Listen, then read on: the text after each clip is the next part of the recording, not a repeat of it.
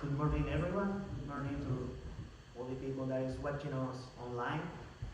I want to say thanks God first, and then Pastor Steve and Mary for this opportunity. And thank you for all the church, for all your prayers before this sermon. I would like to pray before I start this service. You please pray with me. Heavenly Father, we are here today gathered, praying for your power, your presence. Please guide us, lead us through the Holy Spirit. Please teach us and do whatever you want to do today for the glory of Jesus Christ, our King, our Lord. We ask you your help this morning in the name of Jesus Christ. Amen. Chad is going to share with us some slides. We're going to watch through the sermon.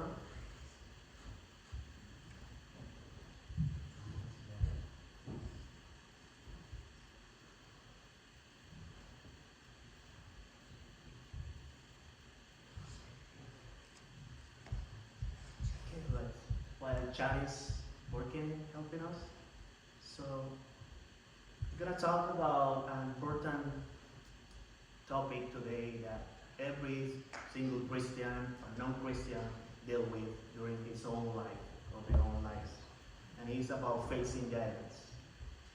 Since we're born until today, we have dealt during all our life with difficult situations, things that come to us, things that we didn't plan, or things that we don't plan, things that we don't expect, that come to our lives, and we have two options.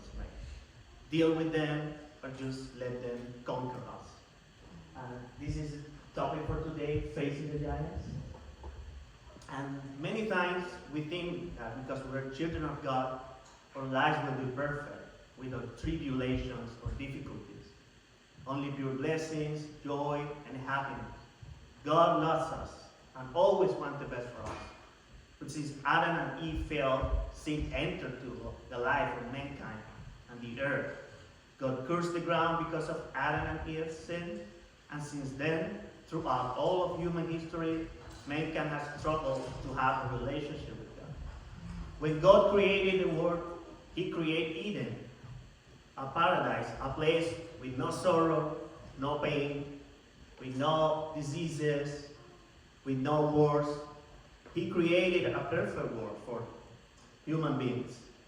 But Adam and Eve commit sin, and then sin pollute all the humanity, and we started to see things that we weren't expected to. So, how many people here dream with a world without wars, without death, without innocent blood, without violations, without diseases? Raise your hand who wants a world like that. Have you ever asked why you wish that? Have any of person here? What? Would be better. Sue said, because it would be better. But have you ever thought that that was the design of God when He created the world? That's what He wanted for us. He always wanted a perfect life for us, a perfect world for us. And He created Eden, and His desires always live or dwell among us. But all this plan was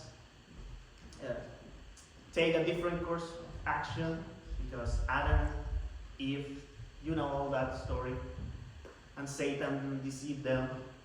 But that's why Jesus came to this world. And Jesus came and died for our sins, died on the cross for our sins, and He left, but He said that He will come back. But there is a time between Jesus died, resurrected, and a time when He is coming back. During that time frame, we're going to deal with many situations. Christian and non-Christians. Children, seniors, adults, everybody's going to deal with difficult situations. Every single person here is going to deal with moments of joy, happiness, moments of victory, but also with difficult times. Every single person is going to deal with that. And that's the difference between Christian and non-Christians. When we're Christian, when we believe in Jesus, that doesn't mean that we're going to have a perfect life. That doesn't mean that we're going to live in a perfect world. But we're going to have somebody that loves you, that gives you life for you, that died on the cross for you, and is going to take your hand and going to walk with you in the difficult times. He will rejoice with you when you have your victories, but also will stand beside you when there are times that you don't want to wake up from your bed and you're dealing with something that you don't know how to go through. He will be with you there. But when you don't have Jesus, the rock, you don't have any place to stand. You're going to deal with your own strength. And that's when many people do bad things, make bad choices, go to people or maybe put his hope or put their hope in a friend or in a person that I don't have a lot of knowledge or you think that is the person that can lead you. But Jesus is the person of that God that wants the best for you, and He is interested in having a relationship with you.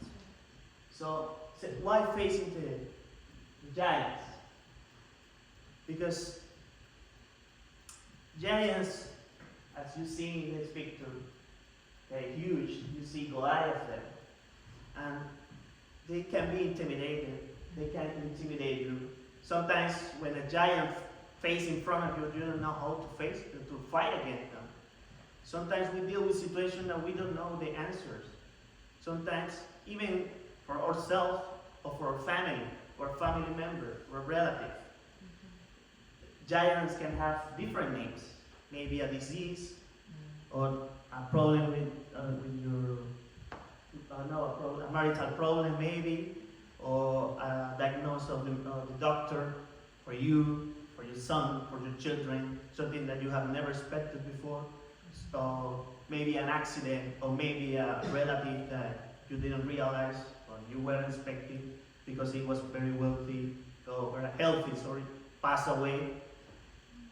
There are things in this life that happen because we live in a fallen world. We live in a world, even the Apostle Paul said that the whole world is led by the evil one. So we need to understand that our life, we are in a warfare. We are in a war with the enemy, but God is with us, and He is more powerful than everyone else, and He is there to take care of us, to protect us, and the most important, to give us eternal life. Everything that happened in our life, God allows it because His main purpose is to lead us through eternal life. Eternal life. Everything that happened or that God allows, because sometimes God do things in us, but other time He allows it.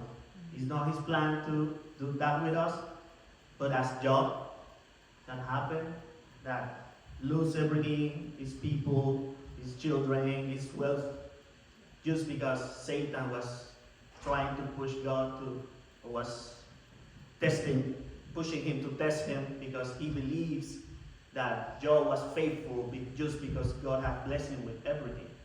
Beautiful wife, beautiful children, all his business were doing well. He was the wealthiest person in whole, at that point in that world. And then Satan was, you know the story, right? He was trying to push him to, Job is faithful just because you have blessed him.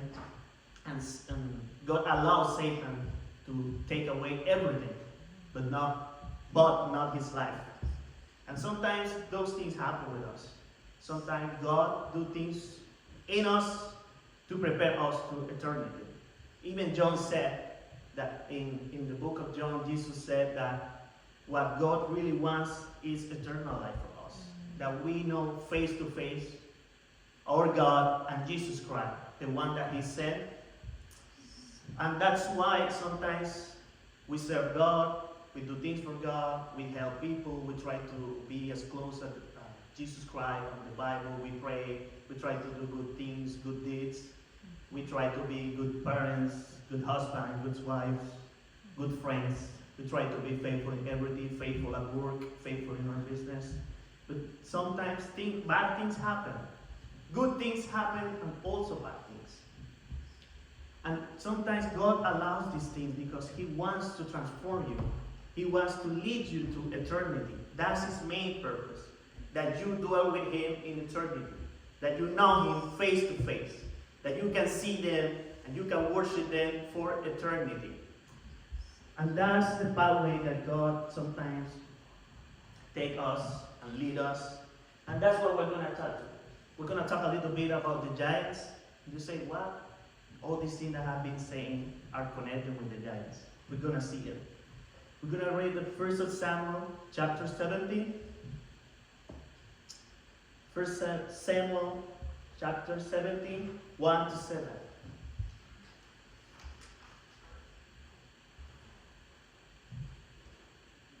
Many of us have heard this story before. It's about David and Goliath. They said, now the Philistines gathered their armies for battle.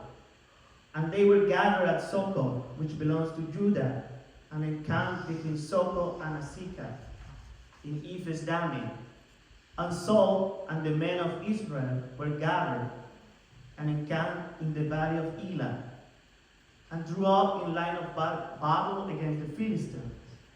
And the Philistines stood on the mountain on the one side, and Israel stood on the mountain on the other side, with a valley between them. And there came out from the camp of the Philistines a champion named Goliath of Gath, whose height was 6 cubits and a span. He had a helmet of bronze on his head, and he was armed with a coat of mail. And the weight of the coat was 5,000 shekels of bronze. And he had bronze armor on his legs, and a javelin of bronze slung between his shoulders. The shaft of his spear was like a weaver's beam, and his spear's head weighed 600 shekels of iron, and his shield bearer went before him. So the people of God were living a difficult situation. They were being led by a king that had been rejected by God because of his disobedience. A powerful enemy had risen up, and the army of Israel was terrified by the giant Goliath, a warrior from his youth, nearly 3 meters tall,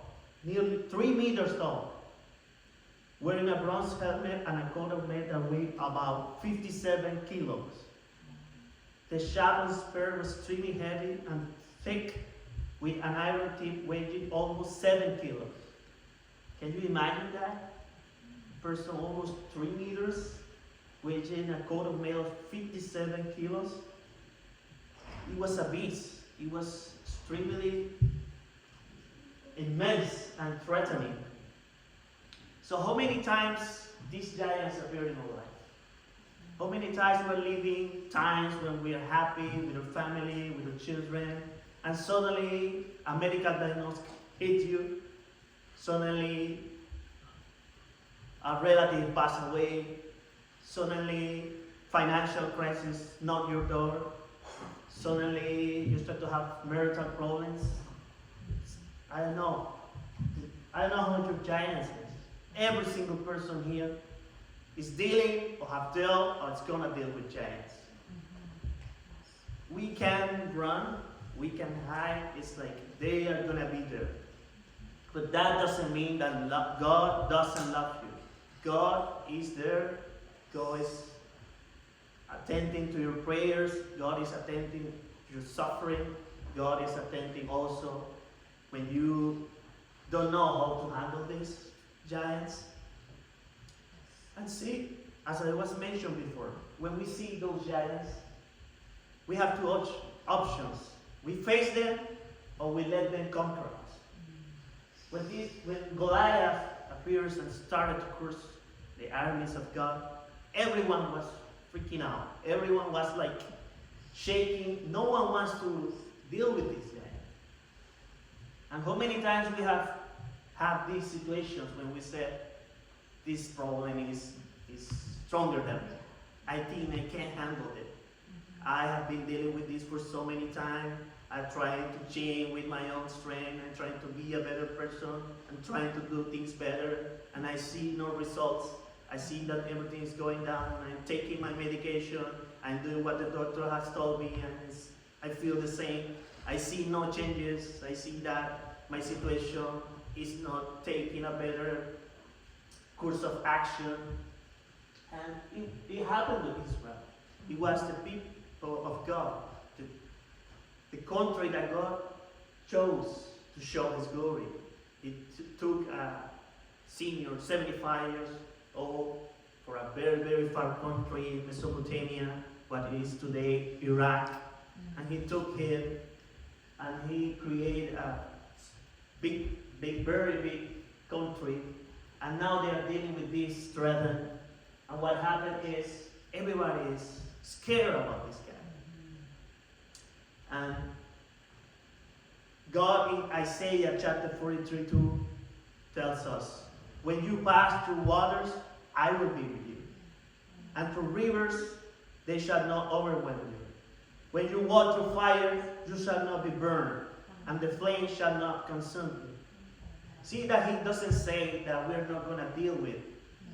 We are not going to go through waters or through fire. But He said that He's going to be with us. So that we are not going to be burned. And the flame shall not consume us. So that the water and the fire represent all the problems what we deal in our daily lives. All the difficult situations that we deal. So these things are going to happen to us. We're going to face the giants that Israel was facing today. We cannot avoid that. And sometimes when those giants come to our lives, we start to complain instead of being close to God. We start to walk a little bit back. We start to complain, God, why if I serve you, if I pray every morning, if I read your Bible, if I try to be a good person, why these bad things happen to me? Why I'm dealing with this situation? And sometimes we tend to forget that God allows these things because He wants us to be in eternity. And our character, our person, needs to be changed, needs to be transformed. He needs to work with our heart. With our heart, we need work. We are not a complete work. And that's why we deal with these things. And sometimes we start to complain, oh God, why? God, why? God, why? God, why are you allowing these things in my life? Why? And it's not why, it's because we need to deal with these things. Sometimes He doesn't want to, but we need it. Yes. Israel needed to face Goliath. Why? Because his God has walked away from God's will. And he needed to raise a different king.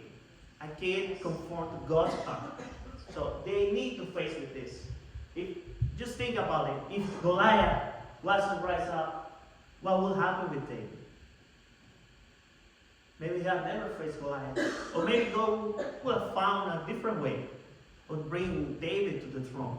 But this was written in God's books. And it's important to know that because sometimes we cling too much to this world. We put our head too much in this world. And we tend to lose focus of eternity. Yes, never forget that what God really wants with you is that you spend eternal life with Him. That we don't need to read the Bible anymore. That we don't need a preacher anymore. Because you are going to see Him face to face. You're going to be in His kingdom. You're going to be His priest. You're going to be His king. You're going to rule the world with Him. And that new Jerusalem, that new place that God has created for those that believe in Jesus, is going to be prepared for us as well. God wants you there. God doesn't want you in a different place. He wants you with Him. That's His dream. To every single person in this world, live eternity with Him. In a place with no sorrow, with no pain, with no disease. Where we will never see kids suffering again. When we will never see families killing each other again. When we will never see, like we were seeing in Iran, that they are killing like innocent people, just like if they were animals. But we will never see those wars that we are seeing in the Middle East, between Israel, between Palestine, and all those things. That perfect world, God wants us in that perfect world.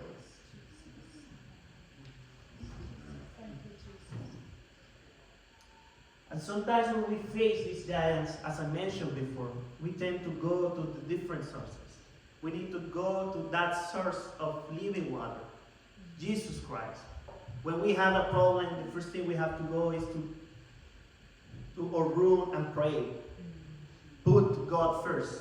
Sometimes we run to the friend or the doctor or the specialist. It's fine to go to doctors. It's fine to go and seek a special help. But God first. God has to be first. Our first source of help must be God. Amen. And then we see this situation.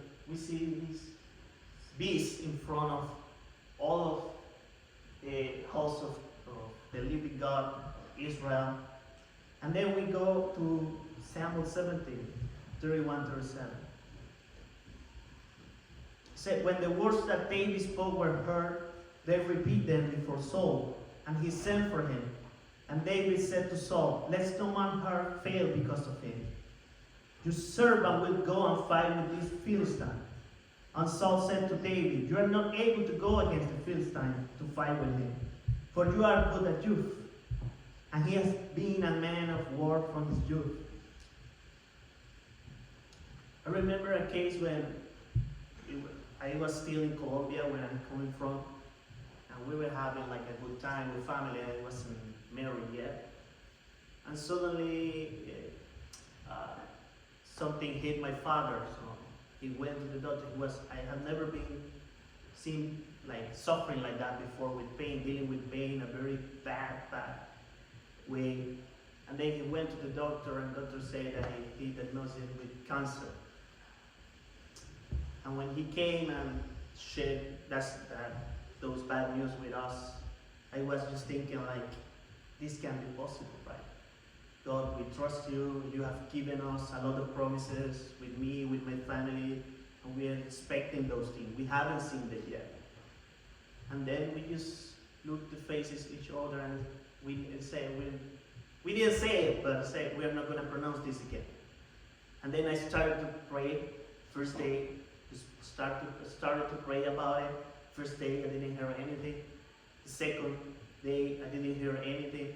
And the third day, when I was praying, and I was telling that I can't accept this, because this is not what you have been telling me during my whole life. We have some promises, we have a lot of things that we haven't accomplished yet, so I don't accept this.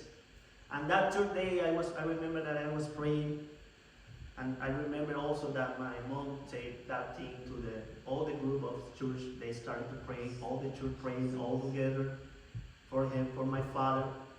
And that third day, when I was praying, scripture hit my mind. That scripture said, this disease lead not to death. It's just to show the glory of God. And I think those were the words that Jesus said when some people came and told him like, no, Lazarus is very sick. And those words came to me, and that moment I understand that, oh, this is what's happening with my father. He's not going to die with us. It's just to show his glory, and he says this is with his character. God is allowing this because he needs to do a work with him. And at that moment I remember I was kneeling, and I just stand up and I said, he's not going to die. That's what I needed to know. And God has let me know. And I don't know how many of you maybe are dealing with diseases or with diagnosis, with difficult situations. And I came here to tell you that God has not finished with you. God is going to help you. He will not allow you to leave this world ahead of time. He has chosen you, your family, to help your family and to show his glory in your life, in the life of your descendants. He hasn't finished with you. If you believe it, you will see it. Yes, amen. And then we see this. David came, just a youth, a guy with 17 years old, who I just want to make you a very simple question. If you have a very difficult situation, how many of you will put that situation in the hands of a 17 years old? youth. It's very like none of us, right? Because we usually tend to think like we need a person of experience, a person that have dealt with problems in their life, a person with more wisdom, because people tend to think that youth have not enough wisdom. And then see, even Saul said that. He said, "You are not able to go against this Philistine to fight with him, for you are but a youth, and he has been a man of war from his youth." So even Saul wasn't believing in David. Only David knew that he was the chosen one. Yes. Samuel, his friends are just a few people. And even the brothers didn't believe in David.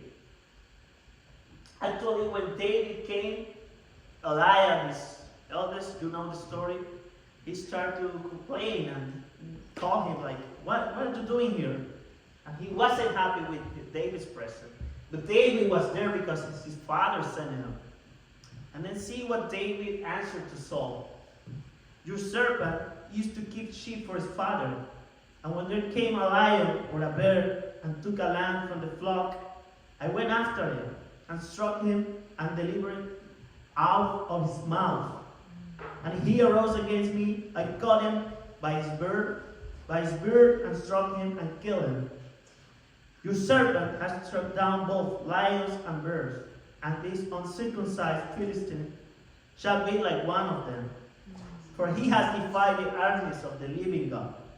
And David said, "The Lord, who delivered me from the paw of the lion and from the paw of the bear, will deliver me from the hand of the Philistine." And Saul said to David, "Go, and the Lord be with you." While many in Saul's army fled in terror because of Goliath's strength, David was offended because the giant was blaspheming the name of God. Though young, he rose up with courage to face the giant. Neither the king nor anyone else saw David as capable of facing such a challenge. But David knew the God he served. How many of us have had the same attitude as the army when problems come into our lives?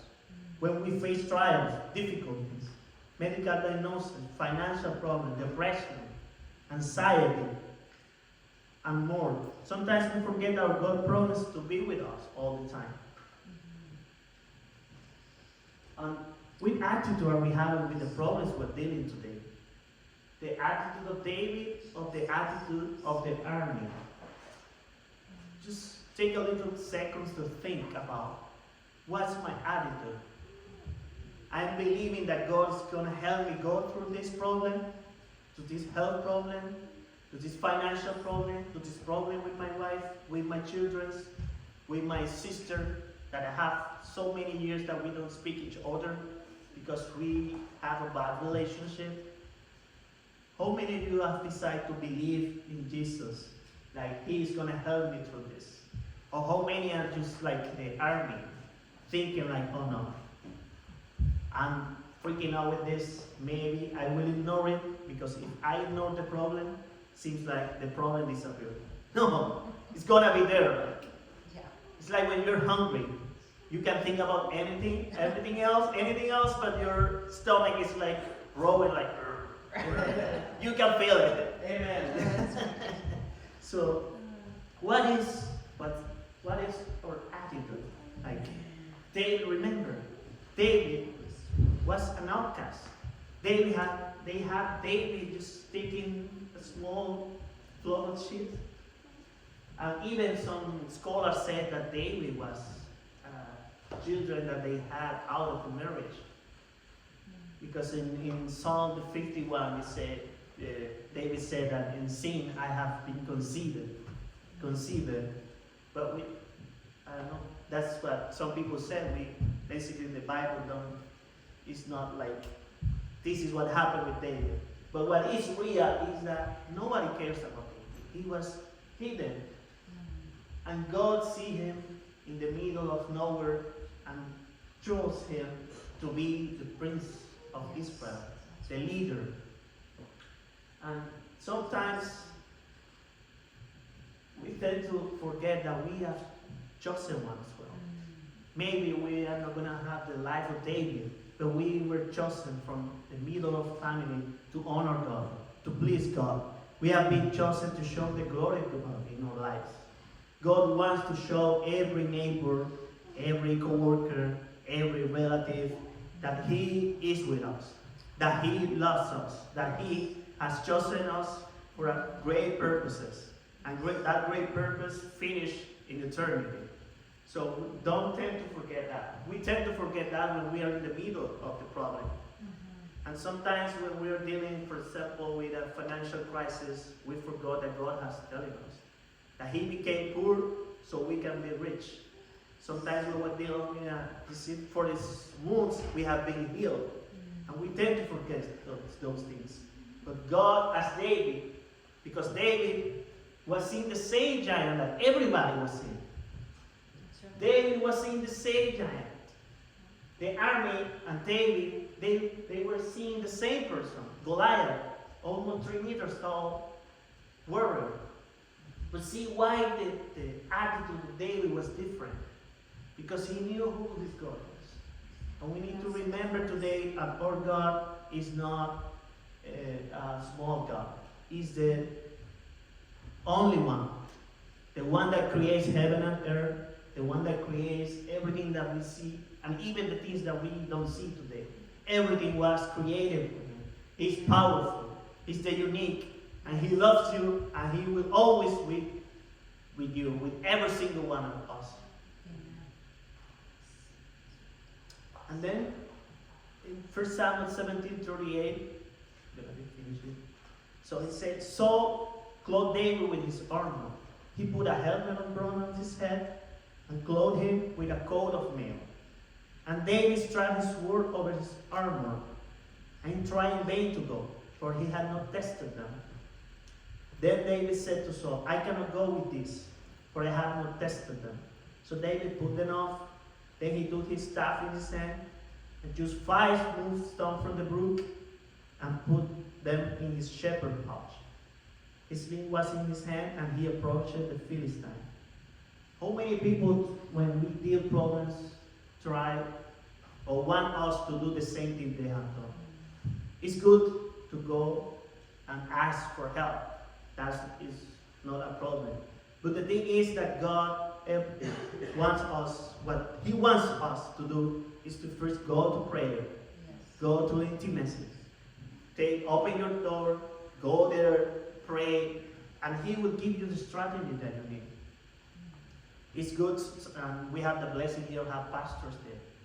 And he is a person that leads us and is a man of God. But before going to every single person, pray first. Put the problem in the hands of God. And then, if you feel in your heart, then go and seek help. But the first person that we have to see is God. Yeah. We tend to run away and forget that God is there. He still hears our prayers. He's expecting us to go in every single moment. Even Jesus wanted to step back. He said, God, if you can put this cup out of me. Even Jesus, the Son of God, in being a human, felt fear. He wanted to try to find another way. It was possible. Imagine us, that we are not God. So it's okay, because fear is coming, because many things are going to be with us. Many things like fear, doubt, are going to come against us. But remember, God first. God first and then other people. Because Saul was trying to make David fight against the giant with his armor. David had never practiced that. But God teaches David in the middle of the sheep how to use that little thing we call in Spanish onda. Slingshot. Huh? Slingshot. A slingshot. Yeah. Imagine do you think that was the first time that David was using the sling? He practiced that for many years. How many of you have been God allowing you to practice with prayers or with many things? Because He was preparing you for facing that giant. God is not going to say, okay, fight with the giant. No. He will prepare you.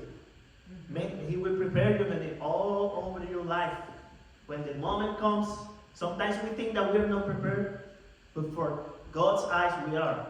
And David was prepared, a 17 years old guy.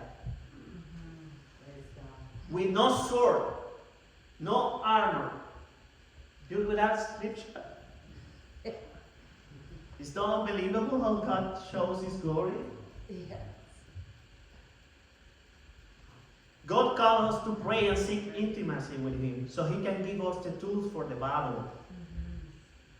Saul wanted David to use his armor, his tools, his knowledge, his way of fighting. But God had a different strategy, different tools. God chose to do it with a sling and a stone, something that may seem insignificant to many. But God works in mysterious ways. God wanted to show that He does not save with sword or spear, for the battle belongs to the Lord. Your battles, the battles that you're dealing with, belongs to the Lord, because you have decided to believe in Jesus Christ. Stop trying to fight by yourself, by your own strength, because you're going to lose. And you don't have to be strong. You just have to believe in the God that makes you strong. See? If you feel weak, the God will be your strength. When we put our weaknesses in the hands of God, is when He becomes strong in us. But sometimes we know I can deal with this. No, I can't. No, I'm not alcoholic. I just take 5 beers a day, but I can handle it. And then time goes on, and then when you see you lose your family, you lose your friends, you lose your work, and it's like, no, I can handle it. And we need to be honest, like, no one can handle a life without Jesus. No matter how intelligent you are, no matter how much money you have, no matter how experiences, how many countries you have traveled, how many children you have, there is a moment when you're faced with the reality of, okay, I can do with all my ability until here, but after that, if you don't have God, there is a moment when you fight like a wall, and you feel like, oh no, this is something that I can handle. And sometimes it's difficult to have the humility to say, okay, I need God. Like, this is bigger than me. I can handle this. It's okay, right? We're human beings. We're not superheroes. Even Elijah, when he had that big victory, after that, he got into depression. And sometimes we feel like, no, we're Christian, we can. No, that's not depression. I can deal with this. Even Elijah, one of the prophets that God used with more power, was dealing with depression at some point because Jezebel was trying to chase him. And we have humility to understand that without God, we are nothing. We can't handle things without God. We need Him. Even if we don't know the answer at the moment, just put your trust in God. He will never put you to shame.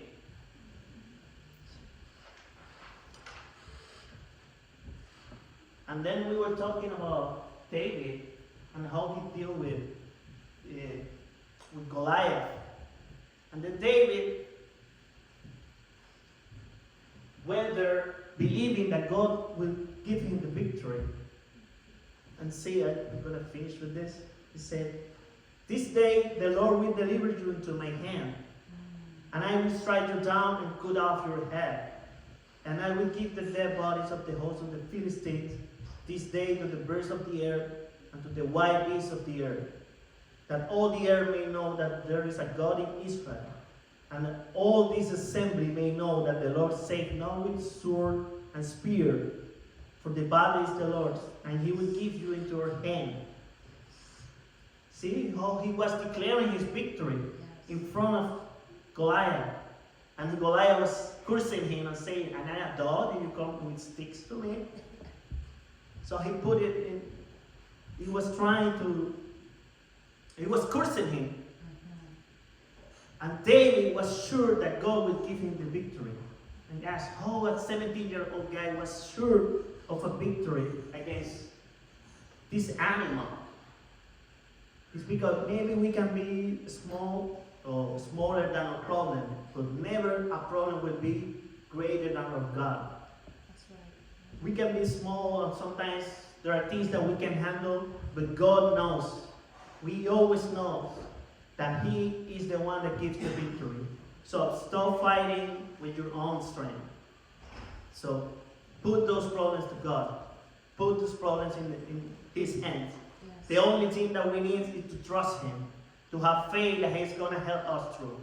And His Holy Spirit will come and give us the strength that we need. The Holy Spirit will give us the knowledge that we need.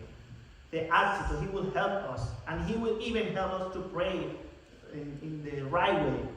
Because sometimes we want to pray, but we don't know how to pray. So how am I going to pray? Like, what I do have to pray for? He will help you, the Holy Spirit.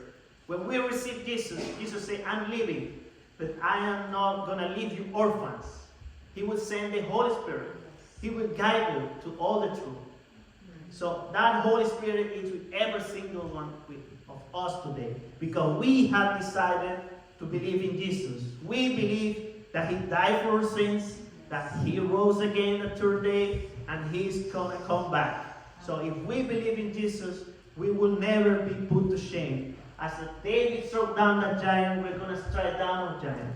So today, I just came to tell you, maybe if you don't understand many things from my accents, or my Spanish accent, or I don't know, but if the one thing that you have to leave that door knowing is that Jesus is going to help you through these giants you're facing. Every single person here is dealing with problems. Every single person is dealing with things, even if you haven't told. Sometimes you haven't told to your wife or your husband, because there are things that you are keeping in your heart. Sometimes you don't want to word them, but even you keep things for yourself. And actually, you have maybe some people deal many years with problems and they just keep them for themselves. Today, I came to tell you that you don't need to fight yourself. You don't need to fight with your own strength. You have a God that loves you. You have a God that believes in you, that has chosen you. It doesn't matter your mistakes or your failures. He is a God of opportunities. He is a God that every single day shows His mercy with His people. Put those mistakes in a garbage can and rise up again with a new opportunity, believing that God will give you the victory against those giants. Don't stall on Him. Wake up, rise up, take your Bible, take your prayers, believe in God, Jesus Christ, and you will defeat those giants. Be brave, stand up, believe in Jesus, and He will give you the victory. You will conquer with Jesus Christ. Amen.